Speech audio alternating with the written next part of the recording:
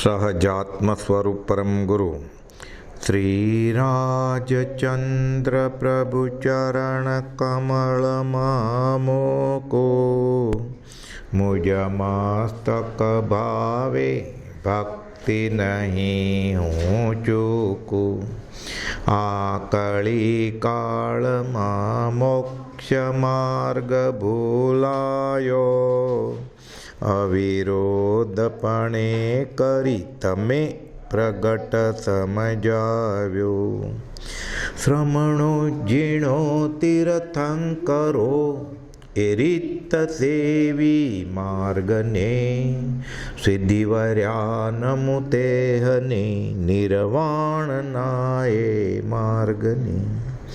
एक होय त्रण काल में परमारथनो पंथ। क्यों पंथ? कुपावदेव આપણે 505મો પત્ર આવ્યા સંવંત 1950ની વાત ચાલે છે। સજીવન મૂર્તિ શ્રીમદ રાજચંદ્ર ભગવાન 505મા પત્રમાં કુપાવદેવ લખે છે, ઓમ વિતરાગનો કહેલો પરમ શાંત રસમય ધર્મ પૂર્ણ સત્ય છે। કયો ધર્મ? વિતરાગનો કહેલો, સંપ્રદાયનો નહીં, કુળ ધર્મનો નહીં। કયો ધર્મ? જ્યાં ત્યાંથી રાગ દ્વેષ રહિત થવું છે એ મારો ધર્મ છે અને આ વિતરાગનો ધર્મ। અને આ એક હોય ત્રણ કાળમાં પરમારથનો પંથ। કયો પરમારથનો પંથ? વિતરાગનો ધર્મ। કયો? રાગ દ્વેષ છોડવાનો। શ્વેતાંબરે નહીં, દિગંબરે નહીં, જૈન નહીં, વૈષ્ણવ નહીં, હિન્દુ નહીં, બ્રાહ્મણ નહીં, નિર્ગ્રંથનો। બાહ્ય તેમ અભ્યંતરે ગ્રંથ ગ્રંથિ નહીં હોય, પરમ પુરુષ તેને કહો સરળ દ્રષ્ટિથી જોઈ। આ જ માર્ગ। શ્રમણો, જીણો, તીર્થંકરો, આ જ રીત સેવીને સિદ્ધિને વર્યા છે। અને આ ત્રણેય કાળમાં એક જ માર્ગ છે છૂટવાનો। વિતરાગનો કહેલો પરમ શાંત રસમય ધર્મ પૂર્ણ સત્ય છે એવો નિશ્ચય રાખો। એટલે આ જ માર્ગ જીવના અનધિકારીપણાને લીધે તથા સત્પુરુષના યોગ વિના સમજાતું નથી।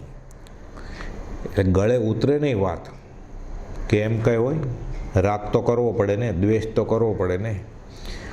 જ્યાં ત્યાંથી રાગ દ્વેષ રહિત થાય, ધીરે ધીરે ઋણાનું બંધ ને લીધે આ મળે છે રાગ દ્વેષને લીધે જીવ ફરી ફરીને એ મળવાનું બંધ થાય અને આત્યંતિક વિયોગ થાય દેહ આદિ સંયોગનો, ત્યારે કામ થાય આ ધર્મ। તો પણ તેના જેવું જોઈને સંસારોગ મટાડવાને બીજું કોઈ પુણ્યહિતકારી ઔષધ નથી એવું વારંવાર ચિંતન કરવું। હજી સમજાય નહીં, પોતાનું અધિકારીપણું નથી અને સત્પુરુષ મળ્યા નથી। સત્પુરુષ મળ્યા આપણને, પણ હજી આપણું અધિકારીપણું નથી આવ્યું, એટલે આપણને આ તહત્તી થાય નહીં। પણ તો પણ સંસાર રોગ દૂર કરવા માટે આ જ એક ઔષધ છે। ઔષધ એ ભવરોગના, કાયરને પ્રતિકૂળ। ક્યાં ઔષધ? વચનામૃત વિતરાગના પરમ શાંત રસ મૂળ। આ પરમ તત્વ છે, તેનો મને સદાય નિશ્ચય રહો। મને સમજાય કે ન સમજાય, મારી બુદ્ધિમાં બેસે કે ન બેસે, એટલો નિશ્ચય રહે મને કે આ જ સાચો રસ્તો છે। એ યથાર્થ સ્વરૂપ મારા હૃદયને વિશે પ્રકાશ કરો અને હું કોણ છું એ મને સમજાય તમારી કૃપાથી। અને જન્મ મરણ આદિ બંધનથી અત્યંત નિવૃત્તિ થાઓ, નિવૃત્તિ થાઓ। એટલે જીવને જન્મ મરણનું દુઃખ વેદાય, હજી આપણને યાદ નથી આવતું, પણ સંસારનું દુઃખ તો છે જ, આદિ વ્યાધિ ઉપાધિ એ બધા શરીર આશ્રયી છે। તો શરીર ન મળે ત્યારે જ આ દુઃખ જાય। એટલે દેહ ધરેનો દંડ છે આ। એટલે જન્મ અને મરણ આદિ બંધનથી અત્યંત નિવૃત્તિ થાઓ, નિવૃત્તિ થાઓ। વિતરાગ, એને હતો પહેલાં રાગ, વીતી ગયો છે રાગ। વિગત રાગ યસ્ય, આપણને આશા થાય, આપણને બળ મળે કે એ આપણે જેવા જ હતા પહેલાં, અને કેવળ જ્ઞાન થયા પછી પણ શરીર તો આમને એમ જ હોય, તો શું નીકળી ગયું? કુપાવદેવ કે વિભાવ નીકળી ગયો, રાગ દ્વેષ નીકળી ગયા। રાગ દ્વેષ અજ્ઞાન એ મુખ્ય કર્મની ગ્રંથ થાય નિવૃત્તિ, જેથી તે જ મોક્ષનો પંથ। એ જીવ આ ક્લેશરૂપ સંસાર થકી વિરામ પામ, વિરામ પામ। ક્લેશ લાગે છે, નિર્વેદ અને સંવેદ, જીવ તોબા પોકારે કે હવે નહીં જોયા, ત્યારે કામ થાય। હજી જીવને સ્મશાનનો વૈરાગ આવે, દુઃખ ગર્ભિત વૈરાગ આવે છે, જ્ઞાન ગર્ભિત વૈરાગ આવતો નથી કે આમાં રેતી પી લે ક્યારે તેલ નીકળે જ નહીં। આ સંસારમાં ક્યારે સુખ હોય જ નહીં. એકાંત જરીએ દુઃખે વલ્લોએ, એટલે કહે છે એ જીવ આ ક્લેશરૂપ સંસાર થકી વિરામપામ વિરામપામ, ક્લેશ જ હોય આમાં. ક્વચિત શાતાના ઉદયમાં સુખ લાગે. ત્યાંય અંતરદ્રષ્ટિથી વિચાર કરે. કુપોલદો કહે છે સૂક્ષ્મ દ્રષ્ટિમાં વિચાર કરે તો અંતર્દાહ તો બળતો જ હોય પાછો. મોટા ઇન્દ્ર નહીં, ભવ્ય ગણો, પણ કુપોલદો કહે છે ઇન્દ્રની ભવ્યતાથી ભૂલતાપ ખાધી. કેમ? બિચારો અવધિ જ્ઞાનથી જાણતો હતો કે હવે બીભત્સ સ્થળમાં ઉત્પન્ન થવાનું છે. એ પણ પાછો વધતા વૈભવને જીતતો હોય. કાંઈક વિચાર, પ્રમાદ છોડી જાગૃત થા. નહીં તો રત્ન ચિંતામણી જેવો આ મનુષ્ય દેહ નિષ્ફળ જશે. એટલે મનુષ્ય દેહ રત્ન ચિંતામણી છે. એક એક પળ એની રત્ન ચિંતામણી છે. અચિંત્ય ચિંતામણી છે ધર્મ તો. મનુષ્ય દેહ પામી અને વિતરાગનો ધર્મ આરાધે તો આ અચિંતવું ન પડે. ચિંતામણી પાસે તો ચિંતવું પડે. વિતરાગના ધર્મ પાસે છૂટવાનું મળી જશે. એ જીવ હવે તારે સત્પુરુષની આજ્ઞા નિશ્ચય ઉપાસ વાગે છે. આ નિશ્ચય કરતું ગોપાલ આપણને કહે છે કે શું કરું તો હું? તે કે અમે કહ્યું છે એ કરતું. હું કહું છું એમ કોઈ કરશે? ગોપાલ લખે જ ને, મારા કહેલા ધાકડે માનશો? હા હોય તો એ સત્પુરુષ તો મારા વચનની ઈચ્છા કર. આ તો 20મે વર્ષે લખ્યું છે ગોપાલ દેવે. એ જીવ હવે તારે સત્પુરુષની આજ્ઞા નિશ્ચય ઉપાસ વાગ્ય છે. અહીં એમ નથી લખ્યું કે મારી આજ્ઞા, પણ હવે એ સત્પુરુષ સામે ઊભા છે. અંબાલાલભાઈને કહ્યું કોઈ સત્પુરુષને શોધો. અંબાલાલભાઈ તમે સામે ઊભો છો, પછી હવે બીજા ક્યાં શોધવા જાય? ઓમ શાંતિ શાંતિ શાંતિ. તો જ આત્મા વિભાવમાંથી સ્વભાવમાં આવશે. 506મો પત્ર. તીર્થંકર આદિ મહાત્માઓએ એમ કહ્યું છે કે જેને વિપર્યાસ મટી દેહાદિને વિશે થયેલી આત્મબુદ્ધિ અને આત્મભાવને વિશે થયેલી દેહબુદ્ધિ મટી છે, એટલે આત્મા આત્મપરિણામી થયો છે, તે જ્ઞાની પુરુષને પણ જ્યાં સુધી પ્રારબ્ધ વ્યવસાય છે ત્યાં સુધી જાગૃતિમાં રહેવું યોગ્ય છે. અવકાશ મળ્યો કે પાછો તપસી ગયા લપસી જેવું થાય. એટલે 12મા ગુણસ્થાનકના છેલ્લા સમય સુધી જીવ સત્પુરુષના, સદગુરુના આજ્ઞાના નેજા હેઠળ રહે તો વાંધો ન આવે. નહીં તો પડે, 11મેથી પડે અને પહેલે આવી જાય પછી. પણ આ અધ્યાત્મનો બોધ કેવી રીતે મળે? ઉપદેશ બોધ અને સિદ્ધાંત બોધ. આ પત્રમાં લખે છે ગોપાલદેવ કે બોધ 2 પ્રકારથી જ્ઞાની પુરુષે કર્યો છે. એક તો સિદ્ધાંત બોધ અને બીજો સિદ્ધાંત બોધ થવાને કારણભૂત એવો ઉપદેશ બોધ. મૂળ તો હું શરીર નથી, આત્મા છું, એ સિદ્ધાંત એ જ જાણવાનું છે. પણ એ ન સમજાય એટલે ગોપાલ કે દ્વાદશાંગી રચવી પડે. એટલે ઠામ આગમમાં, શાસ્ત્રમાં ઉપદેશ બોધની જ વાત છે. સિદ્ધાંત અંતે સિદ્ધ થયેલું એક જ વસ્તુ છે કે તું આત્મા છો, અજર અમર અવિનાશી છો. આ ન સમજાણું એટલે ઉપદેશ બોધ આપવો પડ્યો જ્ઞાનીને. જો ઉપદેશ બોધ જીવને અંતઃકરણમાં સ્થિતિમાન થયો ન હોય, બધું વાંચી લે, PhD થઈ જાય, હું શરીર નથી આત્મા છું, આત્મા ઉપર મહાનિબંધ લખે, પણ સિદ્ધાંત બોધનું માત્ર તેને શ્રવણ થાય તે ભલે, પણ પરિણામ થઈ શકે નહીં જ્યાં સુધી ઉપદેશ બોધ અંતઃકરણમાં સ્થિતિમાન ન થાય. એટલે જ્ઞાનીએ જે છૂટવા માટે રસ્તો કયો છે એ નિશ્ચય કરે કે આ જ છે, અને પછી આચરે, પછી સિદ્ધાંત બોધ પરિણામે. ત્યાં સુધી એને અંધત્વ હોય. કે છે સિદ્ધાંત બોધ એટલે પદાર્થનું જે સિદ્ધ થયેલું સ્વરૂપ છે તે, અને જ્ઞાની પુરુષે નિષ્કર્ષ કરીને જે પ્રકારે છેવટે પદાર્થ જાણ્યો છે. એટલે આપણે સંશોધન કરી નહીં, બીજું શું કરવાના છીએ? હવે અનંત જ્ઞાનીઓ, અનંત કેવળી, અનંત તીર્થંકરો કરી જ ગયા છે. નવું શું શોધવાના છીએ? આત્મા અને જળ અને 6 દ્રવ્ય આ તો બધું શોધાઈ જ ગયું છે નિષ્કર્ષ કરીને. એ કેમ મળે અને કેમ હું છૂટું, બસ એ શીખવાનું છે. પણ પદાર્થના નિર્ણયને પામવા જીવને અંતરાયરૂપ તેની અનાદિ વિપર્યાસ ભાવને પામેલી બુદ્ધિ છે. એટલે ઉપદેશ હજી પરિણામ્યો નથી. સિદ્ધાંત બુદ્ધિથી સમજાઈ જાય, ક્ષયોપશમ હોય તો, પાકા કરી લે પુસ્તકો, યાદશક્તિ હોય તો, પણ આ ગળે ઉતરતું નથી. વ્યક્ત કે અવ્યક્તપણે, વિપર્યાસપણે પદાર્થના સ્વરૂપને નિર્ધારી લે અને જીવ પાછો લપસે. બહારથી ધર્મિષ્ઠ લાગે પણ મૂળ વસ્તુ હાથમાં આવે નહીં. કહે છે આ વિપર્યાસ બુદ્ધિનું બળ ઘટવા યથાવત વસ્તુ સ્વરૂપ જાણવાને વિશે પ્રવેશ થવા જીવને વૈરાગ્ય અને ઉપશમ સાધન કહે છે. અને આ વૈરાગ્ય અને ઉપશમ સત્સંગમાં મળેલા ઉપદેશ બોધથી જ પરિણમે. પોતાની મેળે ન થાય, નહીં તો કાં ક્રિયાજળ થઈ જાય, કાં શુષ્ક જ્ઞાની થઈ જાય. ગોપાલદો લખે છે આ ઠેકાણે એવો ભેદ ઉત્પન્ન થાય કે ઉપદેશ બોધ કરતાં સિદ્ધાંત બોધનું મુખ્યપણું જણાય છે. કેમ કે જાણવો છે છેલ્લે સિદ્ધાંત જ ને, કે હું આત્મા છું. કેમ કે ઉપદેશ બોધ પણ તેને અર્થે જ છે. તો પછી સિદ્ધાંત બોધનું જ પ્રથમથી અવગાહન કર્યું હોય તો પ્રભુ શ્રીજીને ગોપાલદેવે આજ્ઞા આપી મુનિઓને સજાત્મ સ્વરૂપ પરમગુરુ મંત્રની. 3 વર્ષ પછી મળે છે ચરોતર પ્રદેશમાં સત્સંગમાં. કેમ રહે છે? માળા જાપ તો કરું જ છું કે તમે કહ્યું એમ. ગોપાલદેવે તો 5 માળાનું કહેલું, 24 કલાક કરતા હતા પ્રભુશ્રીજો. હજી કંઈ દેખાતું નથી કે ગોપાલદેવે જારી રાખો, દેખાશે. પછી તો પ્રભુશ્રી જ કહેતા ઘસ ઘસ કરવું પડે, ઘસ ઘસ કરે પછી નીકળે. અનંત કાળનો એનો આગલો છેડો નથી, અનાદિકાળ કાટ ચડી ગયો છે, એ ઘસે પછી નીકળે.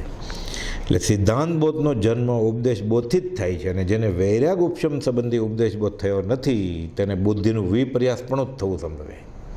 ચક્ષુને વિશે જેટલું પડળ એટલું ઝાંખું દેખાય. બહુ પડળ હોય તો દેખાય જ નહીં, ઘટતું જાય પડળ, ઝાંખું ઝાંખું દેખાતું હોય. જેમ જેમ ઘટતું જાય પછી પ્રકાશ આવે ને છેલ્લે પૂરું દેખાય જો પડળ નીકળી જાય તો. અને એ પડળ નીકળવા માટે ઉપદેશ બોધની જ જરૂર છે. સિદ્ધાંત બોધ તો ઉપદેશ પરિણામ એટલે સિદ્ધાંત પોતે જ છે અંતે સિદ્ધ થયેલું આત્મા સમજાઈ જાય. ગૃહ કુટુંબ પરિગ્રહાદી ભાવને વિશે જે અહમતા અને મમતા છે અને તેની પ્રાપ્તિ અપ્રાપ્તિના પ્રસંગમાં રાગ દ્વેષ કશાય થાય છે તે જ વિપર્યાસ બુદ્ધિ છે.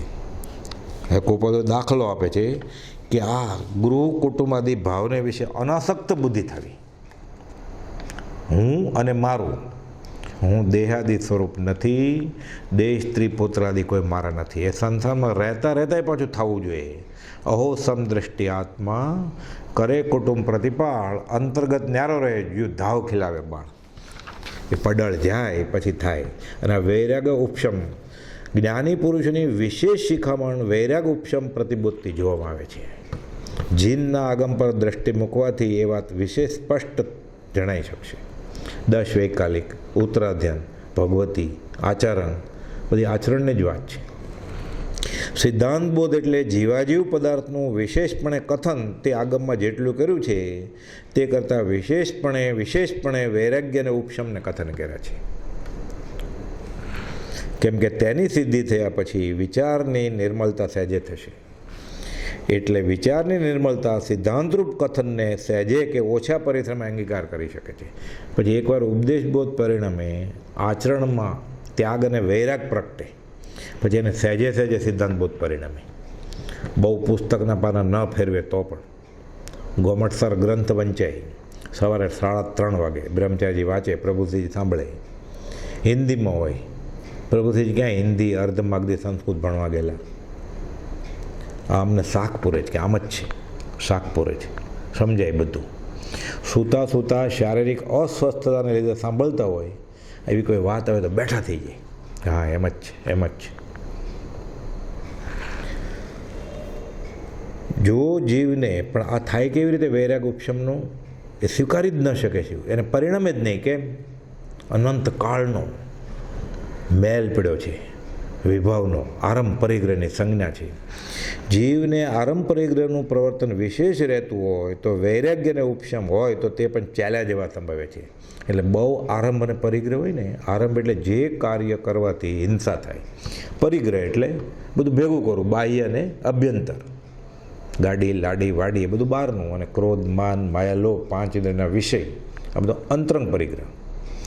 એટલે આરંભ પરિગ્રહનું પ્રવર્તન વિશેષ રહેતું હોય. લૌકિક મહાત્મ્ય બહુ હોય બધી વસ્તુનું, લોકોમાં સારું દેખાવું હોય, ધર્મના ખાતામાં લોકદ્રષ્ટિનું વિચક્ષણપણું તો ઠીક, પછી લોકમાન્ય ધર્મ શ્રદ્ધાપણું, પણ લોકો મને ધર્મિષ્ઠ કહેશે તો આવું રહેતું હોય. એટલે વૈરાગ અને ઉપશમ હોય તો તે પણ ચાલ્યા જેવા સંભવે છે. આપણે ઘણીવાર જોઈએ છે ને, શરૂઆતમાં ઘણો ત્યાગ વૈરાગ હોય, વૈરાગ ઉપશમ હોય. પછી જેમ જેમ આરંભ પરિગ્રહ વધે, વ્યવહારિક માન વધે, પરિગ્રહ વધે, એટલે ત્યાગ વૈરાગ ઘટતો જાય અને પછી તપસી જાય લપસી. હવે તો કેટલા દાખલા મળે છે. એટલે જેમ જેમ આરંભ પરિગ્રહનું પ્રવર્તન વિશેષ રહેતું હોય તો વૈરાગ અને ઉપશમ હોય તો તે પણ ચાલ્યા જેવા સંભવે છે. એટલે કુપાદો લખ્યું છે, પ્રમાદને લીધે જીવ મળેલું સ્વરૂપ પણ ભૂલી જાય પછી.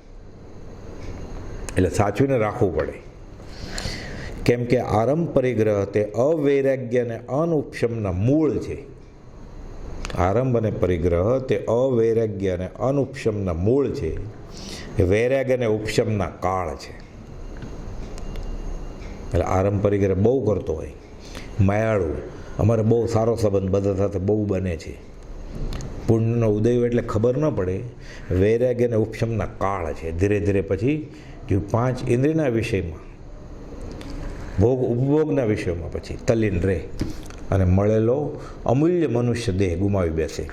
કુપાદો લખે છે, ઠાણાંગ સૂત્રની શાખ આપીને કે શ્રી ઠાણાંગ સૂત્રમાં આરંભ અને પરિગ્રહનું બળ જણાવી પછી તેથી નિવર્તું યોગ્ય છે એવો ઉપદેશ થવા આ ભાવે દિવ્યંગી કહી છે કે જીવને મતિ જ્ઞાન આવણીય ક્યાં સુધી હોય, શ્રુત જ્ઞાન આવણીય ક્યાં સુધી હોય, અવધિ જ્ઞાન આવણીય ક્યાં સુધી હોય, મન પ્રયોગ જ્ઞાન આવણીય ક્યાં સુધી હોય, ને કેવળ જ્ઞાન આવણીય, એમ કરતાં કરતાં પછી 5 જ્ઞાન, મતિ, શ્રુત, અવધિ, મન પ્રયોગ ને કેવળ જ્ઞાન.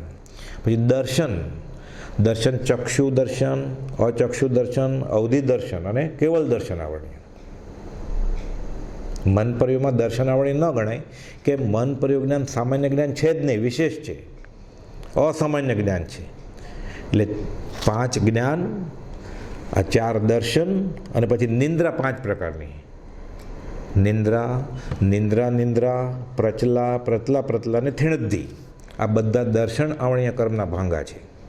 આખું જગત આ નિંદ્રાથી ફસાયેલું છે. એ ન સૂઈ જવું એ તો દર્શન આવણી કર્મ ખરું. મૂળ વસ્તુથી જ જીવ સૂતેલો જ પડ્યો છે. મૂળ વસ્તુ પામ્યો જ નથી. ભાવ નિંદ્રા ટાળવાનો પ્રયત્ન કરો. એટલે 4, 5 મતિ જ્ઞાન, 5 જ્ઞાન, 4 દર્શન ને 5 નિંદ્રા, એટલે 5 ને 4 9 ને 5 14. અને મિથ્યાત્વ મોહિની, સંકિત મોહિની અને મિશ્ર મોહિની, આ 17 ભેદ. આ બધું હોય ત્યાં સુધી અંતરાય જ છે જ્ઞાન. એટલે કુપાદો કહે છે કે જ્યાં સુધી આરંભ પરિગ્રહ હોય ત્યાં સુધી આ બધું આવરણ રહેવાનું છે. અને પછી પાછું ઊંધું કહ્યું કે જ્યાં જીવને મતિ જ્ઞાન ક્યારે ઉપજે, આરંભ પરિગ્રહથી નિવર્તે ત્યારે. શ્રુત જ્ઞાન ક્યારે ઉપજે, તો કે આરંભ પરિગ્રહથી નિવર્તે ત્યારે. એમ અવધિ, મન પ્રયોગ, કેવળ જ્ઞાન ક્યારે ઉપજે, આરંભ પરિગ્રહથી નિવર્તે ત્યારે. આરંભ પરિગ્રહથી નિવર્તે એટલે વૈરાગ્ય ઉપશમ પ્રગટે, વૈરાગ્ય ઉપશમ પ્રગટે એટલે જ્ઞાન થાય, પડળ જાય એનું. એટલે આ ઉપદેશ બોધ પરિણામે પછી જ કામ થાય. એમ 17 પ્રકાર ફરીથી કહી આરંભ પરિગ્રહની નિવૃત્તિનું ફળ જ્યાં છેવટે કેવળ જ્ઞાન છે ત્યાં સુધી લીધું છે. એટલે ઉપદેશ જ્ઞાનીનો બોધ ઘણા લાંબા કાળના બોધે આત્મસાત થાય. પછી જીવને છૂટવાનો ભણકાર આવે. 166માં લખ્યું છે, એ લાઇબ્રેરીમાં પુસ્તક વાંચીને ન આવે, શુષ્ક ક્રિયા કરી નાખે તોય ન આવે. બોધ પરિણમે પછી જ થાય. આવે જ્યાં એવી દશા સદગુરુ બોધ સુહાય, પછી સુહાય. અને તે બોધે સુવિચારણા પછી પ્રગટે અને પછી જ્ઞાન પ્રગટે. 507મા પત્રમાં કહે છે કે અત્રે ઉપાધિનું બળ એમને રહ્યા કરે છે. ઉદય પ્રયોગની વાત છે. તે પ્રત્યે ઉપેક્ષા થાય છે. જેમ જેમ ઉપેક્ષા થાય છે વ્યવહારની, એમ તે બળવાન ઉદય થાય છે. જેમ જેમ તે અડસેલીએ તેમ વધે, ન ઘટે એક રંચરે. 508મા પત્રમાં સૌભાગભાઈને લખે છે કે આ સંસારને વિશે કોઈ પણ પ્રકાર રુચિયોગ્ય જણાતો નથી. વાત ન ગમે આ વિશ્વની, આઠે પોર ઉદાસ છે કુપાલદેવ. રુચિ માત્ર સમાધાન પામી છે, સંસારમાંથી કંઈ જોતું જ નથી. પ્રત્યક્ષ રસ રહિત એવું સ્વરૂપ દેખાય છે. આ દશા છે કુપાલદેવની. આપણને સંસાર રસ રહિત લાગે છે. 5 ઇન્દ્રિયના વિષયો રસ રહિત લાગે છે આપણને. ભોગ ઉપભોગના સાધનો રસ રહિત વર્તીએ છીએ આપણે. આ દશા છે. તેને વિશે જરૂર સદવિચારવાન જીવને અલ્પ પણ રુચિ થાય નહીં. 5 ઇન્દ્રિયના વિષયમાં, સંસારમાં કોઈ પણ વિષયને વિશે જરાય રુચિ ન થાય, એને કુપાલદેવ કહે છે કે આ સદવિચારવાન જીવ હોય તો આવું થાય. સદવિચારવાન જીવને અલ્પ પણ રુચિ થાય નહીં. એટલે મુમુક્ષુપણું ક્યાં, હજી આપણે વિચાર દશામાં આવ્યા નથી. દીઠા નહીં નિર્દોષ તો તરીએ કોણ ઉપાય. એટલે ગોપાલદેવ એવા ભારે વચન મૂક્યા છે, અંતર અવલોકન કરીએ ત્યારે ખબર પડે કે હજુ જીવ મુમુક્ષુ દશામાં જ નથી આવ્યો. 509મો પત્ર પ્રભુશ્રીજીને લખ્યો છે. શ્રી સૂર્યપુર સ્થિત શુભ વૃત્તિ સંપન્ન સુરત ક્ષેત્રે 50માં પ્રભુશ્રીજીએ પૂછ્યું છે, જીવને કાયા પદાર્થ જુદા છે પણ સંબંધપણે સહચારી છે. જ્યાં સુધી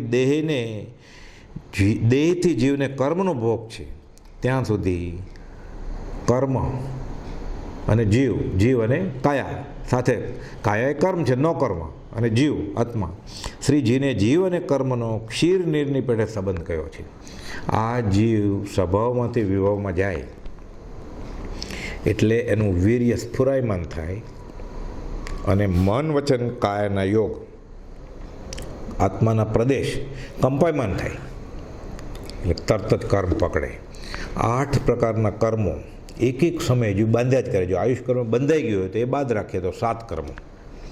બધા પ્રકારની કર્મની વર્ગણાઓ, કાર્બન વર્ગણા ઊભી છે જ, લોક ઠાસીને ભરેલું છે, પ્રદેશે પકડી લે. પછી એટલે કહે છે શ્રીજીને જીવ અને કર્મનો ક્ષીર નીરની પેટે સંબંધ કયો છે. દૂધ પાણી જાણે એકમેક થઈ ગયા છે. જોકે કર્મ આત્મામાં પ્રવેશ નથી પામતા, ચોંટ્યા છે કશાયની ચિકાસને લીધે, પણ એકમેક લાગે છે. કર્મગ્રંથમાંનો દાખલો છે કે લોખંડનો સળિયો ગરમ કરીએ ધગધગતો લાલચો, તો લોખંડ આખું ગરમ થઈ જાય. એ કઈ જગ્યાએ એને ગરમી છે? લોખંડના સળિયામાં એક જગ્યાએ પ્રદેશે એ ગરમી અને લોખંડ પ્રદેશે એકમેક થઈ ગયા છે. હવે લોખંડ ઠરે તો ગરમી નીકળી જાય, લોખંડ રહે. એમાં આત્મા ઠરી જાય, વિભાવમાંથી સ્વભાવમાં આવી જાય તો એ કર્મરૂપી ગરમી નીકળી જાય, બાકી વધે નામ આત્મા, એ સહજ આત્મા સ્વરૂપ. એટલે કે ક્ષીર નીરની પેટે સંબંધ કયો છે તેનો હેતુ પણ એ જ છે કે ક્ષીર અને નીર એકત્ર થયા સ્પષ્ટ દેખાય છે, છતાં પરમાર્થે જુદા છે. અગ્નિ અને લોખંડ એ સળિયો ગરમ કર્યો તો બે એકમેક નથી, પણ લાગે છે એકમેક.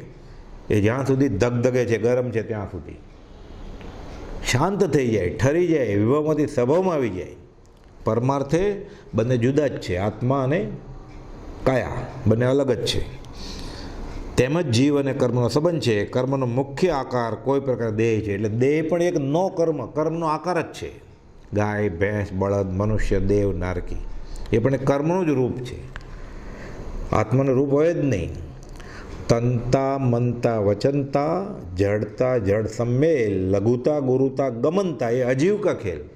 જીવાજીવ અધિકારનો બનારસી દાસજીનો દોહો છે લખેલો કે નાનું થવું, મોટું થવું, ગાય થવું, ભેંસ થવું આ કર્મનો ખેલ છે, આ જીવનો ગુણ નથી. એક જગ્યાએથી બીજી જગ્યાએ જવું એ આત્માનો ગુણ નથી મૂળ, પણ કર્મ ચોંટ્યા છે એટલે આ અજીવનો ખેલ ગણ્યો છે. અને જ્ઞાન દશા આવ્યા વિના જીવ કાયનું જે સ્પષ્ટ જુદાપણું છે તે જીવને ભાષામાં આવતું નથી. તો જ્ઞાનીની કૃપાથી, જ્ઞાનીના ઘણા લાંબા કાળના બોધથી પછી વૈરાગ ઉપશમ પ્રગટે, વિપર્યાસનું પડળ દૂર થાય, પછી ખબર પડે જીવની ઉત્પત્તિ અને રોગ, શોક, દુઃખ, મૃત્યુ દેહનો સ્વભાવ જીવ પદમાં જણાય છે. કેમ? અનાદિથી ઊંધો અભ્યાસ છે. એટલે એવો જે અનાદિ એક રૂપનો મિથ્યાત્વ ભાવ જ્ઞાનીના વચન વડે દૂર થઈ જાય છે. એટલે ઉપદેશ બોધ પરિણમે પછી એને ખબર પડે કે આ શોક, હર્ષ, જન્મ, મરણ, પીડા, રોગ આ બધા જળના ગુણ છે, આત્માના નહીં. સુખ દુઃખ રૂપ કર્મફળ જાણો, નિશ્ચય એક આનંદો રે, ચેતનતા પરિણામ ન ચૂકે, ચેતન કહે જીન ચંદો રે. જ્ઞાન દશા આવ્યા વિના જીવ કાયનું જે સ્પષ્ટ જુદાપણું છે તે જીવને ભાષામાં આવતું નથી. તથાપિ ક્ષીર નિર્વત જુદાપણું છે. જ્ઞાન સંસ્કારે તે જુદાપણું સાવ સ્પષ્ટ વર્તે છે. દૂધને ગરમ કરીએ, પાણી ઉડી જાય. લોખંડ સળિયો તપાયો છે, ઠંડુ કરીએ, પછી ગરમી નીકળી જાય. હવે ત્યાં એમ પ્રશ્ન થાય કે જો જ્ઞાને કરી જીવને કાયા જુદા જાણે છે તો પછી વેદનાનું વેદવું અને માનવું શાથી થાય છે? કેમ કે એ એમ માને છે કે હું શરીર છું. એટલે જ્ઞાની સાક્ષીભાવથી જાણે છે મને તાવ આવ્યો, અજ્ઞાની જીવ વેદે છે પીડા કે હું દુઃખી થઈ ગયો, હું વળી તાવ વયો છે તો હું સુખી થઈ ગયો. એક વેદે છે અને જાણે પણ છે, એક ખાલી જાણે જ છે સાક્ષી ભાવથી. કોઈ દર્દીને તાવ આવે ને ડૉક્ટરને બોલાવે વિઝિટે, દર્દી કે બહુ તાવ આવ્યો, ડૉક્ટર કે ઉભા રહ્યો હું માપી લઉં. ડૉક્ટરે માપ્યો થર્મોમીટરમાં 103 તાવ છે. સાચું બોલો જ કે તમે, બરાબર તમારી વાત, 103 તાવમાં આ વેદના ને પીડા બધું થાય. ડૉક્ટર શું કરે છે? જાણે છે. દર્દી શું કરે છે? જાણે છે ને વેદે છે. એટલે આ બધા વેદકતા, ચૈતન્યતા, આ બધા જીવના ગુણ છે. કુપાલદેવ લખે છે ને 436, 37, 38માં, સમતા, રમતા, ઉરજતા, જ્ઞાયકતા, સુખ, ભાસ, વેદકતા, ચૈતન્યતા, એ સબ જીવ વિલાસ. આ એ બનારસી દાસજીનું સમયસર નાટકનો દોહો છે, જીવાજીવ અધિકારનો. આ જીવના લક્ષણ છે. પણ એ જ્યાં સુધી એને દેહાધ્યાસ છે ત્યાં સુધી શરીરમાં જે ફેરફાર થાય છે એ પોતાના માને છે, પોતાના છે જ નહીં. પછી એને ખબર પડી જાય જ્યારે, ત્યારે પછી એમ માને કે સુખ દુઃખ રૂપ કર્મફળ છે, નિશ્ચય એક આનંદો રહે. એ ચેતનતા પછી પરિણામ ન ચૂકે, એને આનંદ જ હોય. સૂર્યથી તપેલા એવા પથ્થર તે સૂર્યના અસ્ત થયા પછી પણ અમુક વખત સુધી તપ્યા કરે છે. તો પથ્થરનો એ મૂળ સ્વભાવ નથી કે ગરમ હોવું, પછી ગરમી નીકળી જશે એટલે ઠંડો થઈ જશે. એમ કર્મના ઉદયને લીધે જ્ઞાની વ્યવહારમાં દેખાય એ કર્મ વયા જશે, પહેલાં બાંધ્યા છે બધા, થાય ભોગથી દૂર. જ્ઞાની મૂળમાં તો સહજ આત્મ સ્વરૂપ થઈ ગયા જ છે, પણ એ અટપટી દિશાથી વર્તતા હોય. એટલે સામાન્ય મનુષ્યને તેનું ઓળખાણ થાય નહીં. ત્રિલોકના નાથ જેને વશ થયા એવા સત્પુરુષ એવી અટપટી દિશાથી વર્તે છે કે સામાન્ય મનુષ્યને તેનું ઓળખાણ થાય નહીં. તે બાહ્યથી ગૃહવાસમાં પણ અંતરંગે મુનિવરો. કહે છે વેદના વેદતા જીવને કંઈ પણ વિષમભાવ થવો તે અજ્ઞાનનું લક્ષણ છે. એટલે કપાઈ જાય તો જાણે ખરા જ્ઞાની, તીક્ષ્ણ ઉપયોગ હોય એટલે અજ્ઞાની કરતાં વધારે જાણે, પણ એને વિષમભાવ ન થાય ત્યારે. પણ વેદના છે તે અજ્ઞાનનું લક્ષણ નથી. જ્ઞાની કે અજ્ઞાની જન સુખ દુઃખ રહિત ન કોઈ, જ્ઞાની વેદે ધૈર્યથી, અજ્ઞાની વેદે રોય. પૂર્વોપાર્જિત અજ્ઞાનનું ફળ છે.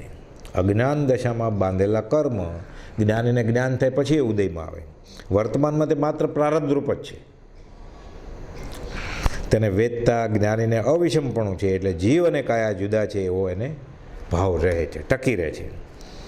હવે બીજો પ્રશ્ન પૂછ્યો છે પ્રભુશ્રીજીએ, પરમાત્મા સ્વરૂપ સર્વ ઠેકાણે સરખું જ છે, સિદ્ધ અને સંસારી જીવ સરખા જ છે, ત્યારે સિદ્ધની સ્તુતિ કરતાં કંઈ બાદ છે કે કેમ?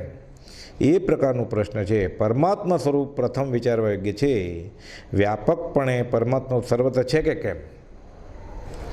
સિદ્ધ અને સંસારી જીવો કુપાલદેવ સમજાવે છે સમસત્તાવાન સ્વરૂપે છે. નિશ્ચય જ્ઞાની પુરુષે કર્યો છે તે યથાર્થ છે. જ્ઞાની પુરુષને અનુભવ થઈ ગયો છે કે હું શરીર નહીં પણ આત્મા છું. એટલે નિશ્ચયથી બરાબર, જેને અનુભવ થયો છે એના માટે બરાબર. તથાપિ ભેદ એટલો છે કે સિદ્ધને વિશે તે સત્તા પ્રગટપણે છે અને કર્મ બધા વયા ગયા છે. સિદ્ધો જૈસો જીવ હે, જીવ સોહી શિવ હોય, કર્મ મેલ કાંતરા. આ નીકળી ગયો છે જ્ઞાનીને. સંસારી જીવને વિશે તે સત્તાપણે છે. એટલે સર્વ જીવો પરમાત્મા જ છે, પણ એ તો થાય ત્યારે. જેમ દીવાને વિશે અગ્નિ પ્રગટ છે અને ચકમકને વિશે અગ્નિ સત્તાપણે છે. ચકમક ઘસીએ તો અગ્નિ પ્રગટે. દીવો અત્યારે જ્યોતવાળો છે, દેખાય છે એની જ્યોત. દીવાને વિશે અને ચકમકને વિશે અગ્નિ બંનેમાં છે.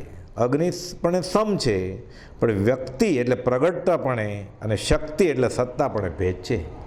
અગ્નિ સત્તામાં છે, ચકમકમાં અહીંયા પ્રગટપણે છે. પણ વસ્તુની જાતિપણે ભેદ નથી. અગ્નિ જે જ્યોતમાં છે એ ચકમકમાં છે, ત્યાં ફેરફાર નથી. તે પ્રકારે સિદ્ધના જીવને વિશે જે ચેતન સત્તા છે તે સૌ સંસારી જીવને વિશે છે, પણ આવરણ છે. એટલે ચેતન સત્તા ઉપર જ્ઞાન આવરણીય, દર્શન આવરણીય, કર્મ આવી ગયા છે. ભેદ માત્ર પ્રગટ અપ્રગટપણાનો છે. જેને ચેતન સત્તા પ્રગટી નથી એવા સંસારી જીવને તે સત્તા પ્રગટવાનો હેતુ કેવી રીતે પ્રગટે? સિદ્ધ ભગવાનનું નિમિત્ત લઈને તો બરાબર છે. એવા સિદ્ધ ભગવાનનું સ્વરૂપ વિચારે, ધ્યાન કરે, સ્તુતિ કરે તો એ યોગ્ય જ છે. પણ શા માટે કરે? વંદે તદગુણ લબ્ધે. આત્મ સ્વરૂપમાં જગત નથી એવી વેદાંતે વાત કહી છે અથવા ઘટે છે, પણ બાહ્ય જગત નથી એવો અર્થ માત્ર જીવને ઉપશમ થવા અર્થે માનવો યોગ્ય ગણાય. એટલે વેદાંતમાં શું કહે છે? બ્રહ્મ સત્ય, જગત મિથ્યા, કાંઈ છે જ નહીં. જે નથી દેખાતું એ છે અને જે દેખાય છે નથી. તો વિતરાગ ધર્મ શું છે? જે નથી દેખાતું એ છે અને દેખાય છે એ છે, પણ આપણે કામનું નથી, પૂતગલ છે. એટલે ઉપશમ અને વૈરાગને અર્થે બોધ માટે એમ કહ્યું છે કે કંઈ છે જ નહીં, આ બધો ભ્રમ છે. આ બિલ્ડિંગ દેખાય છે, આ રસ્તા દેખાય છે, આ ડુંગર દેખાય છે, આ નદી નાળા દેખાય છે, આખું જગત આ ભ્રમ છે, માયા ઈશ્વરની. એટલે વૈરાગ માટે બરાબર, પણ નથી એમ નહીં, પદાર્થ રૂપે છે, જળ પદાર્થ છે, આપણે કામના નથી. 510મો પત્ર ખંભાતના ત્રિભુવનભાઈને લખે છે, બંધ વૃત્તિઓને ઉપશમાવવાનો તથા નિવર્તાવવાનો જીવને સતત અભ્યાસ કર્તવ્ય છે, કારણ કે વિના વિચારે વિના પ્રયાસે આ સંભવ નથી. એ કુપાલદેવ કહે છે આપણે બધા મુમુક્ષુ માટે ખાસ ધ્યાનમાં લેવા જેવું. વૃત્તિઓનું ઉપશમ અથવા નિવર્તું કેવા પ્રવર્તનથી થાય હજી વિચાર્યું જ નથી જીવે, અને આ જીવે તે વૃત્તિઓના ઉપશમન કે નિવર્તનનો કોઈ ઉપાય કર્યો ન હોય, એટલે તેનો અભાવ ન થાય એ સ્પષ્ટ સંભવરૂપ છે. તો અમે ધર્મ કરીએ છીએ તો કુપાલદેવ લખે છે, ઘણીવાર પૂર્વકાળે વૃત્તિઓના ઉપશમનનું તથા નિવર્તનનું જે અભિમાન કર્યું છે. એણે ખોરાક છોડ્યો, સ્વાદ નથી છોડ્યો, એણે પૈસા છોડ્યા, પરિગ્રહ નથી છોડ્યો, લોભ નથી છોડ્યો. વૃત્તિઓના ઉપશમનનું ને નિવર્તનનું જીવે અભિમાન કર્યું છે, પણ તેવું કાંઈ સાધન કર્યું નથી, અને હજુ સુધી તે પ્રકારમાં જેવું કાંઈ ઠેકાણું કરતો નથી. અર્થાત હજુ તેને તે અભ્યાસમાં કંઈ રસ દેખાતો નથી. કડવાશ લાગતા છતાં કડવાશ ઉપર પગ દઈને આ જીવ ઉપશમન નિવર્તનમાં પ્રવેશ કરતો નથી. તો છૂટે કેવી રીતે? હવે ત્રિભુવનભાઈને દીક્ષા લેવાના પણ ભાવ થયેલા, અને પછી એમ થયું કે આંધળાની લાકડી એક છોકરો હોય બુઢાપામાં કામ આવે. એટલે કુપાલદેવને પૂછે છે. એટલે કુપાલદેવ જવાબ લખે છે 510માં કે પુત્ર આદિ સંપત્તિમાં જે પ્રકારે આ જીવને મોહ થાય છે તે કેવળ નિરસ અને નિંદવા યોગ્ય છે. જીવ જો જરાય વિચાર કરે તો સ્પષ્ટ દેખાય એવું છે કે કોઈને વિશે પુત્રપણું ભાવી આ જે માઠું કરે એમાં મણા રાખી નથી. આ મારો પુત્ર, આ મારી પુત્રી, આવો ભાવ રે, મમત્વ ભાવ, આ માઠું થાય છે જીવનું. કોઈને વિશે પિતાપણું માનીને પણ તેમ જ કર્યું છે, આ મારા સગા સંબંધી, માતા પિતા, ભાઈ બહેન, પતિ પત્ની, બધું આવી ગયું આમાં. આ મારા છે, આ મારાપણું કરીને જીવે માઠું કરવામાં, પોતાનું માઠું કરવામાં બાકી રાખ્યું નથી. અને હજુ સુધી કોઈ જીવ પિતા પુત્ર થઈ શક્યા દેઠા નથી. અરૂપી નિરંજન નિરાકાર આત્મા એ પિતા કેવી રીતે થઈ જાય, પુત્ર કેવી રીતે થઈ જાય, પત્ની કેવી રીતે થઈ જાય? એટલે કહે છે હજુ સુધી તો પિતા પુત્ર થઈ શક્યા કોઈ જીવ દીઠા નથી. સૌ કહેતા આવે છે કે આનો પુત્ર અને આનો પિતા. વિચારતા આ વાત કોઈ પણ કાળે ન બની શકે તેવી સ્પષ્ટ લાગે છે. એ કુપાલદેવ કહે છે આ વેધક માર્મિક ગહન વાત.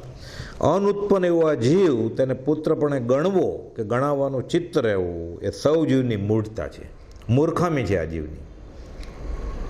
અનુત્પન્ન એવા જીવને એ ઉત્પન્ન થયો જ નથી, પછી છોકરો જન્મ્યો, છોકરી જન્મી, ત્યાં વાત જ આવે, કોઈ જન્મતો જ નથી. તો આત્મા એક જગ્યાએથી બીજી જગ્યાએ કર્મને આધારે ચેવ્યો. અનુત્પન્ન એવો આ જીવ તેને પુત્રપણે ગણવો કે ગણાવવાનું ચિત્ર રહેવું એ સર્વ જીવની મૂળતા છે, અને મૂળતા, આવી મૂળતા કોઈ પણ પ્રકારે સત્સંગની ઈચ્છાવાળા જીવને ઘટતી નથી. જેને કુપાલદેવના માર્ગમાં મુમુક્ષુ તરીકે ઓળખાવું છે, મુમુક્ષુ થવું છે, એ કહે છે કે મને સત્સંગની ભાવના છે, સત્સંગ મને મળે, સત્સંગ ભક્તિ કરવી છે. એ જીવે અનુત્પન્ન એવા જીવ પુત્રપણે કે પિતાપણે ગણવો નહીં. ગણે તો એ મૂર્ખામી છે, અને એ મૂળતા કોઈ પણ પ્રકારે સત્સંગની ઈચ્છાવાળા જીવને ઘટતી નથી. અને એ કરે તો એને સત્સંગની ઈચ્છા નથી એમ સાબિત થાય. એ કુપાલદેવને જે માનતો હોય, સત્સંગની ઈચ્છાવાળો હોય, ભલે આત્મજ્ઞાન ન થયું હોય, એ જન્મદિવસ ઉજવે પછી પોતાના સગા સંબંધીના, ગુરુજીના જન્મદિવસ ઉજવાય, કલ્યાણક ઉજવાય. આ 510મા પત્રનો બીજો પેરેગ્રાફ છે કે અનુત્પન્ન એવો આ જીવ તેને પુત્રપણે ગણવો કે ગણાવવાનું ચિત્ત રહેવું એ સૌ જીવની મૂળતા છે, અને તે મૂળતા કોઈ પણ પ્રકારે સત્સંગની ઈચ્છાવાળા જીવને ઘટતી નથી. આ વાક્ય બધા સિદ્ધાંતરૂપ છે. પણ ઉપદેશ બોધ આ પરિણમે આ તો સિદ્ધાંત તરીકે ભાષે અને છૂટવાનો રણકાર થાય પછી. એટલે હજી પ્રથમ ગાસે મક્ષિકા, હજી શરૂ જ નથી થયો અધ્યાત્મની મુસાફરી. પછી ક્યાંય ત્રિભુવનભાઈ લખ્યું છે, લખે છે જે મોહાદી પ્રકાર વિશે તમને લખ્યું તે બંનેને ભ્રમણનો હેતુ છે. પતિ પત્નીએ નિયમ લીધા હોય, પછી પાછા નિયમ તોડવાની ઈચ્છા થાય. અત્યંત વિટંબણાનો હેતુ છે. જ્ઞાની પુરુષ પણ એમ વર્તે તો જ્ઞાન ઉપર પગ મૂકવા જેવું છે.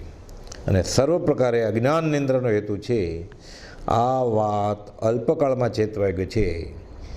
જેટલો બને તેટલો તમે કે બીજા તમ સંબંધિત સત્સંગી નિવૃત્તિનો અવકાશ લ્યો. સત્સંગ ભક્તિ કર્યા કરે, ઘણા લાંબા કાળના બોધે પછી આ ગળે ઉતરે. 511મો પત્ર. જે સાધન આ જીવે પૂર્વકાળે કર્યા છે તે સાધન જ્ઞાની પુરુષની આજ્ઞાથી થયા નથી. આ વાત અંદેશા રહિત લાગે છે. જો એમ થયું હોત તો જીવને સંસાર પરિભ્રમણ હોય જ નહીં.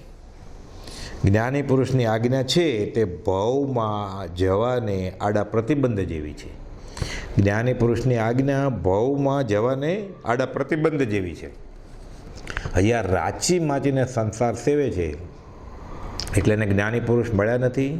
જ્ઞાની પુરુષની આજ્ઞા મળી નથી. મળી તો આણે રૂડા પ્રકારે ઉઠાવી નથી, એટલે છૂટવાનો ભણકાર થયો નથી. એણે આજ્ઞા સ્વીકારી જ નથી જ્ઞાનીની. આત્માર્થ સિવાય બીજો કોઈ અર્થ નહીં, અને આત્માર્થ પણ સાધી પ્રારબ્ધવશાત જેનો દેહ છે એવા જ્ઞાની પુરુષની આજ્ઞા તે ફક્ત આત્માર્થમાં જ સામાજીવને પ્રેરે છે. એટલે આત્મજ્ઞાની ગુરુનું કામ શું છે? સામેવાળા જીવને આત્માર્થ સિવાય બીજા કોઈ અર્થે પ્રેરે નહીં. અને આત્માર્થ પણ સાધી પ્રારબ્ધવશાત જેનો દેહ છે એવા જ્ઞાની પુરુષ કોઈ પણ વ્યવહારની ક્રિયામાં અનુમોદન આપે નહીં. આ જીવે તો પૂર્વકાળે કંઈ આત્મ જાણ્યો જ નથી, અને આ ભવે અસદગુરુને વળગીને એમ સમજે છે કે હું આત્માર્થ સાધુ છું. પણ જેનો વ્યવહાર લીલો રહે અથવા વ્યવહાર મજબૂત થાય એ આત્માર્થનો પ્રકાર હોય જ નહીં. ઉલટો આત્માર્થ વિસ્મરણપણે ચાલ્યો આવ્યો છે. તે પોતાની કલ્પના કરી સાધન કરે તેથી કંઈ આત્માર્થ થાય નહીં. કોપદો લખે છે ને, કેવા સ્વરૂપમાં મુમુક્ષુ અને કેવા સ્વરૂપમાં મુનિ, આ જોઈ અને આવા સંગે આપણી અધોગતિ થાય, ઉર્ધ્વગતિ ન થાય. કે એથી ઉલટું આત્માર્થ સાધુ જેવું દુષ્ટ અભિમાન જીવને થાય, પણ આત્માર્થ જેવું કાંઈ થાય નહીં. જ્ઞાની પુરુષની આજ્ઞાનું આરાધન એ સિદ્ધ પદનો સર્વશ્રેષ્ઠ ઉપાય છે. મોક્ષ માટે આ ધુરંધર માર્ગ જ્ઞાની પુરુષની આજ્ઞાનો આરાધક અંતરૂપમાં કેવળ જ્ઞાન પામે. આણે ધમ્મો આણે તવો. અનાદિકાલથી આ જીવ અનંત કર્મનો બંધ કરતો આવ્યો છે. સમયે સમયે તેને અનંત કર્મનો વ્યવસાય કહ્યો છે. એટલે એક એક સમયે અનંત એમ નહીં, પણ 70 કરોડાકોટી સાગરો પણ મહામોહનીય કર્મ બાંધ્યા જ છે. એ પૂરા થાય, પૂરા થતાં 69 સુધી પહોંચે. ચરમાવર્તે આવે, પાછું ફીંડલું નાખી દે, નવું નીકળી જાય બહાર. ગ્રંથિભેદ સુધી આવે જીવ, નવા બાંધી લે પાછું. ગ્રંથિભેદ સુધી આવી એ અનંતવાર પાછો ફર્યો છે યુ ટર્ન લઈને. એટલે એક એક સમય એમ બાંધ્યા કરે એમ નહીં, તો જીવ છૂટે જ નહીં. પહેલાંના છૂટે છે, નવા બાંધે છે મોહનીય કર્મ લીધે. એક ક્ષય થાય પછી અધ્યાત્મમાં મુસાફરી શરૂ થાય સાચી. પછી આયુષ્યની વાત કરે છે. આયુષ્યનો બંધ ક્યારે પડે? સામાન્ય રીતે 1/7 આયુષ્ય બાકી રહ્યું હોય પછી આગલા ભવની એક ગતિનું આયુષ્ય બંધાય. ખાલી એક સાથે બેનું ન બંધાય. પણ ત્યારે ન પડે તો પછી પાછા 3 ભાગ કરવાના, એમાં 2/3 પડે. એમ કરતાં છેલ્લે પછી 2 ઘડી બાકી હોય એનાય પાછા 2/3 કરી અને ત્યારે બંધ પડે. આ બધા નિયમ છે. સામાન્ય રીતે 2/3 હોય ત્યારે આગલા ભાવનું પછી લેસ્યા પ્રમાણે બંધ પડી જાય. એમાં પછી નિકાચિત હોય, ફેરફાર થાય એવું પણ હોય. 512મો પત્ર. શરીરની બધી વાત છે કે આ ભગવાને 14 રાજલોકમાં કાજળના કૂપાની પેરે સૂક્ષ્મ એકંદરી જેવો ભર્યા છે એમ કહ્યું છે. આ જીવ એટલા નાજુક છે, બાળ્યા બળે નહીં, છેદાય નહીં, માર્યા મરે નહીં એવા છે. અને જીવને ઔદારિક શરીર નહીં હોય તેથી અગ્નિનો વ્યાઘાત નહીં થતો હોય. અગ્નિથી બળે કેમ નહીં, કપાય કેમ નહીં, છેદાય કેમ નહીં, એટલો નાનો જીવ હોય. તો શરીર જ નહીં હોય. શરીર તો હોય જ, ખાલી જીવ સિદ્ધ શિલાએ જાય ત્યારે એક પણ શરીર ન હોય, અને એક ગતિમાંથી બીજી ગતિમાં જાય ત્યારે ઔદારિક શરીર ન હોય, પણ કાર્મણ અને તેજસ તો હોય ને હોય જ. એટલે કાર્મણ શરીર, તેજસ શરીર, ઔદારિક શરીર, વૈક્રિય શરીર અને પછી આહારક શરીર, એ લબ્ધિની વાત છે. આ 5 શરીરમાંથી આ 2 શરીર કાર્બન ને તેજસ જીવ જ્યાં સુધી છૂટ્યો નથી ત્યાં સુધી હોય જ. અને એક ગતિમાંથી બીજી ગતિમાં પહોંચી ગયો એ તો એક સમયને પછી રુજુ ગતિને આડી ગતિ કરે, ત્રાસ બીજે સમયે તો પહોંચી જાય. એટલે ઔદારિક શરીર તેજસ શરીરથી એક ખોરાક લઈ અને શરીર બનાવવાનું શરૂ થઈ જાય, જે યોનિમાં ગયો હોય. એટલે શરીર વગરનો જીવ હોય જ નહીં. એ પ્રકારે શરીર વગરનો જીવ હોય ખાલી સિદ્ધ શિલાએ જતો હોય અને સિદ્ધ શિલાએ હોય, તો બાકીના જીવ બળે કેમ નહીં, કપાય કેમ નહીં? એટલે પ્રશ્ન પૂછેલો પ્રભુજીએ. એટલે કહે છે કે 2 પૂદગલ પરમાણુ એટલા સૂક્ષ્મ નાજુક છે જીવના, કે એકેન્દ્રીય જીવના, કે અગ્નિના 2 પરમાણુ વચ્ચેથી નીકળી જાય, ગરમ પણ ના થાય. સર્કસમાં ખેલ હોય ને, મોટું ચકડું હોય, એ ભડકા બાળે ને અંદરથી કૂતરો જમ મારી નીકળી જાય, દાજી ન જાય કૂતરો. ભડકા બળતા હોય તો કેમ દાજી ન જાય? એ સ્પીડથી જાય છે અને ત્યાં ઊભો નથી રહેતો. અને જે ચકડું છે એના કરતાં કૂતરાની સાઈઝ નાની છે, એટલે સ્પીડને લીધે ગરમ નથી થતો અને બળતો નથી. એમ 2 પરમાણુની વચ્ચે એટલી નાની જગ્યા છે, એક સાથે કેટલા બધા જીવ વયા જાય એકેન્દ્રિય, તો પણ ગરમ ન થાય. એટલે આવે ને, બાળા બળાય નહીં, છેદાય નહીં, કાપ્યા કરાય નહીં, માર્યા મરાય નહીં, કાપ્યા કપાય નહીં, એટલા નાજુક છે આ. પણ આપણે યત્નપૂર્વક જ જીવવાનું છે. થાવર જીવ તો ખરા જ, પછી 2 ઇન્દ્રિય, 3 ઇન્દ્રિય, 4 ઇન્દ્રિય, 5 ઇન્દ્રિય, બધાને ઉપયોગપૂર્વક જીવન જીવવાનું છે. એટલે એક તે ત્યાગી બીજા દેહ ધારણ કરતી વખતે જીવ જ્યારે વાટે વહેતો હોય ત્યારે અપર્યાપ્તપણે માત્ર તેજસને કારણ હોય, પણ પછી તો ઔદારિક હોય જ. પછી છેલ્લે બોધ આપે છે કે વૈરાગ ઉપશમનું બળ વધે તે પ્રકારનો સત્સંગ, સત્શાસ્ત્રનો પરિચય કરવો એ પરમ હિતકારી છે. મૂળ તો જીવના 5 ઇન્દ્રના વિષયો અને કશાય કાબૂમાં આવે એટલે કામ થાય. 513મો પત્ર છે.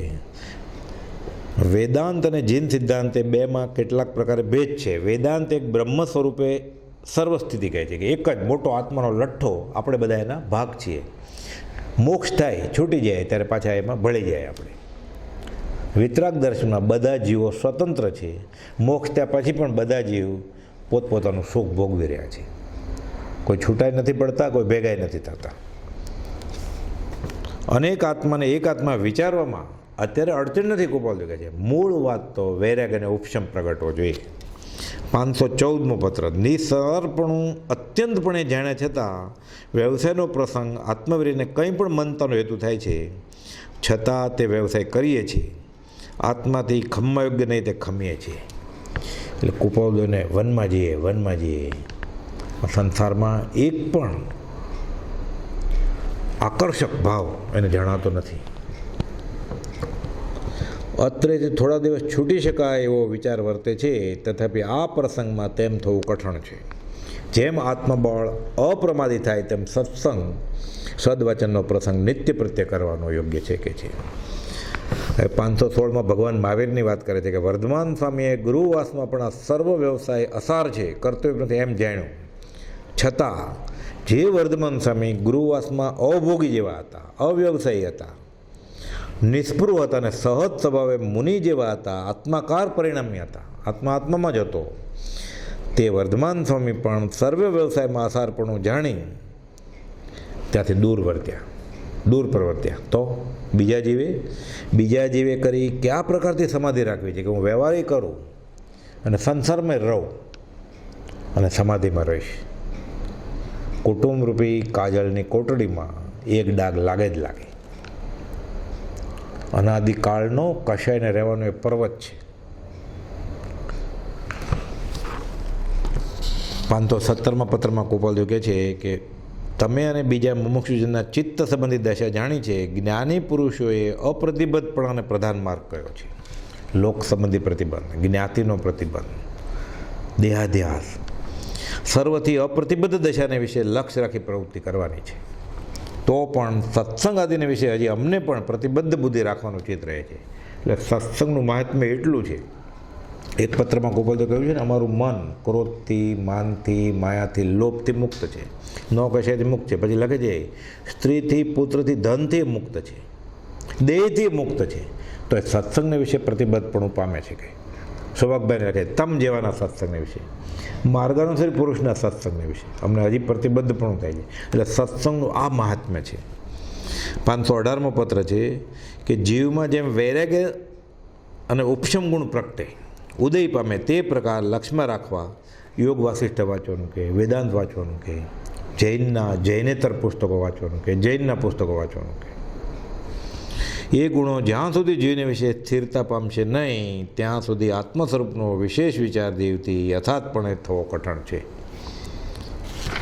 અને આ પછી લાંબા ગાળાના અભ્યાસ પછી જ સમજાય આત્મરૂપી હશે કે અરૂપી હશે. એટલે કહે છે પ્રભુશ્રીજીને કૃપાલદેવ કે આત્મદર્શનાદિ પ્રસંગ તીવ્ર મુમુક્ષપણું ઉત્પન્ન થયા પહેલાં ઘણું કરી કલ્પિતપણે સમજાય છે. એટલે ધ્યાન કરવાની ના પાડે છે. 128માં લખ્યું છે ને કૃપાલદેવે, સત્સંગ વગર ધ્યાન તે તરંગરૂપ છે.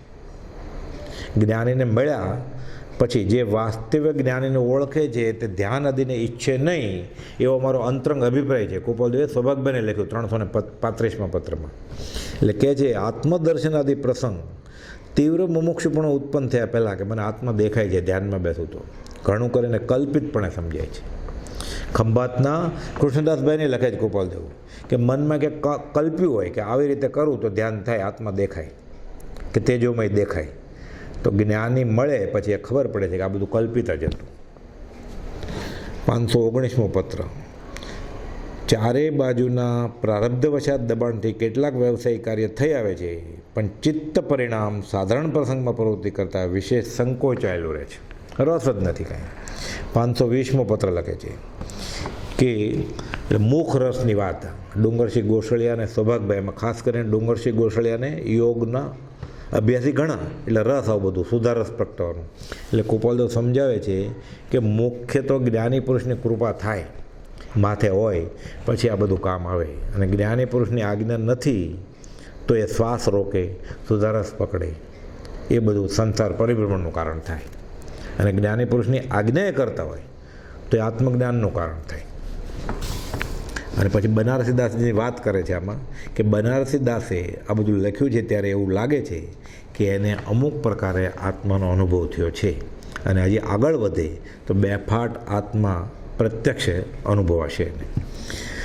ડુંગરસિંહભાઈને ખેદ રહે છે કે કૃપાલદેવ સંસાર છોડે, સર્વસંગ પરિત્યાગ કરે તો જગતનું કલ્યાણ થાય. સૌભાગભાઈ લખતા, હું ભભોગ જોતો જાઉં. દેવગણી મહારાજ લખતા.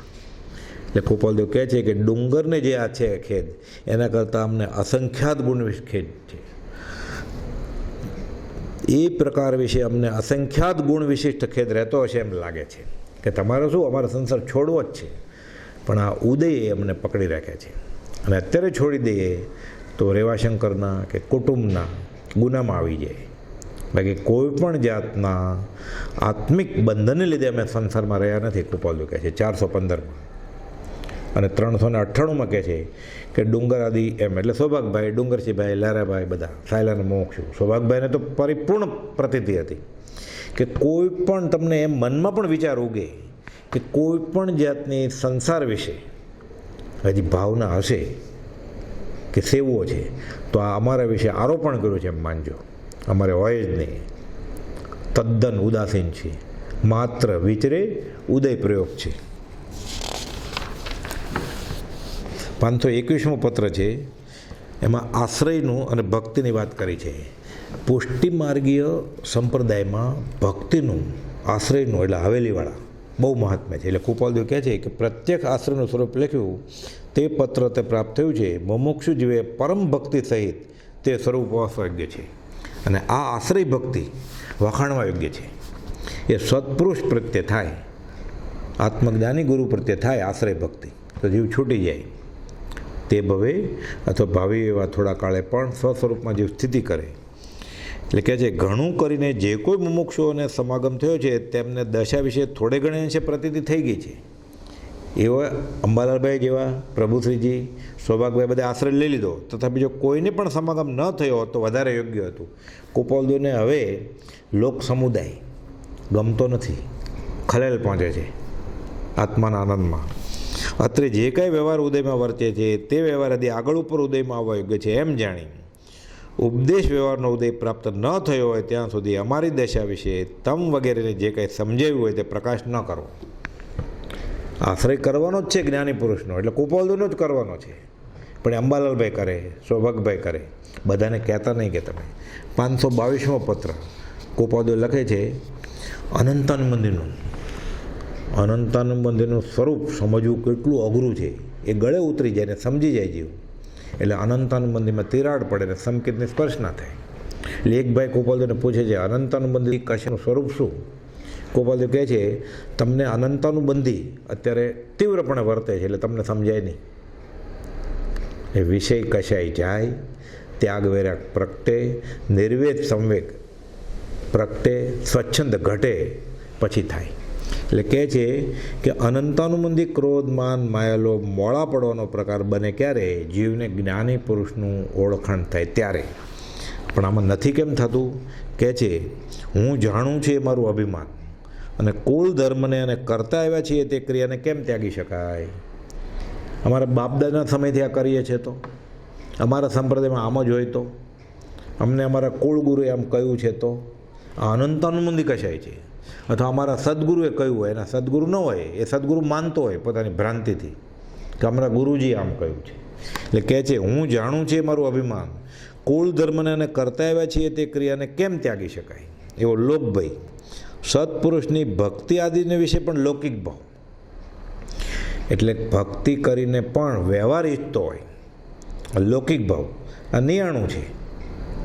આ કરાય જ નહીં મુમુક્ષુને, અને એને એવું બોધ આપવામાં આવ્યો હોય એ પણ એ સત્પુરુષ હોય જ નહીં ક્યારે. સત્પુરુષની ભક્તિ આદિને વિશે પણ લૌકિક ભાવ એ કદાપી કોઈ પંચવિષય, અમુક કર્મ જ્ઞાનીને હોય પાછા, અને કદાપી કોઈ પંચવિષય આકાર એવા કર્મ જ્ઞાનીને ઉદયમાં દેખી તેવો ભાવ પોતે પણ આરાધવા પણ. એ કુપાલદેવ તો ધંધો કરતા હતા, કુપાલદેવ તો કુટુંબ હતું, કુપાલદેવને હતું એટલે તું કરીશ તો અનંતાનુબંધી થશે. કહે છે હું જાણું છું એ મારું અભિમાન, કુળ ધર્મને અને કરતા આવ્યા છીએ તે ક્રિયાને કેમ ત્યાગી શકાય? એવો લોકભય, સત્પુરુષની ભક્તિ આદિને વિશે પણ લૌકિક ભાવ. કોઈ પણ ધાર્મિક ક્રિયા કરીને વ્યવહારિક ફળ ઈચ્છવાનું નથી, માગવાનું નથી, અને કદાપી કોઈ પંચ વિષય આકાર એવા કર્મ જ્ઞાનીને ઉદયમાં દેખી તેવો ભાવ પોતે આરાધવો પણ એ આદિ પ્રકાર. એ કુપાલદેવ સંસારમાં હતો, કુપાલદેવ વ્યવહારમાં ધંધો કરતા હતો, એટલે હું કરું તો જીવને અનંતાનુબંધીનો બંધ પડશે. પોતાને ત્યાગ વૈરાગનો ઉદય નથી અને સંસાર ન છોડે તો વાંધો નહીં, ઉદય છૂટશે. પણ મનમાં તો ઈચ્છવું જ જોઈએ કે આ મારે કર્તવ્ય નથી, અત્યારે મારા કર્મો મને અટકાવી રહ્યા છે અને મારું પુરુષાર્થનું બળ ઓછું પડે છે એટલે હું પડ્યો છું સંસારમાં. જ્ઞાની કરતા હતા એટલે હું કરું એમ માનશે અને એ પ્રમાણે આચરણ કરશે જીવ તો અનંતાનુબંધીનો બંધ પડશે જીવને. તે જ અનંતાનુબંધી ક્રોધ, માન, માયાલોપ છે એ પ્રકારે વિશેષપણે સમજવા યોગ્ય છે. પછી કુપાલદેવ લખે છે જ્યાં જ્યાં આ જીવ જન્મ્યો છે, ભવના પ્રકાર ધારણ કર્યા છે, ત્યાં ત્યાં તથા પ્રકારના અભિમાન પણ વર્ત્યો છે. એ જે યોનિમાં જાય, પશુ થાય, ગાય થાય, ભેંસ થાય તો સમજે હું ગાય ભેંસ છું, શરીરને પોતાનું રૂપ માને છે. જે કુળમાં જન્મે એ ધર્મ માને કે હું ધર્મ કરું છું એ કુળનું. જ્યાં જ્યાં જીવ આ જન્મ્યો છે, ભવના પ્રકાર ધારણ કર્યા છે, ત્યાં ત્યાં તથા પ્રકારના અભિમાન પણ વર્ત્યો છે. જે અભિમાન નિવૃત્ત કર્યા સિવાય તે દેહનો અને દેહના સંબંધમાં આવતા પદાર્થનો આ જીવે ત્યાગ કર્યો છે. વાસના રહી ગઈ છે, દેહ છૂટી ગયો, એ બીજા ભવે એ ચાલુ રહે બધું. અધિકરણની ક્રિયા કહી છે ને રાવી લાગે. એટલે હજુ સુધી જ્ઞાન વિચારે કરી ભાવ ગાળ્યો નથી અને તે પૂર્વ સંજ્ઞાઓ હજી એમને એમ આ જીવના અભિમાનમાં વર્તી આવી છે. એ જ એને આખા લોકની અધિકરણ ક્રિયાનો હેતુ કયો છે. એટલે જીવ સમાધિ મરણ કરે, અહમ ભાવ, મમત્વ ભાવ છોડીને પછી દેહ છોડે તો અધિકરણની ક્રિયા ન લાગે, નહીં તો અધૂરા કામ મૂકી જશે, થશે નવો અવતાર, એવું થાય. હવે છે અવસરે જોશું આપણે સહજાત્મ સ્વરૂપ પરમ ગુરુ.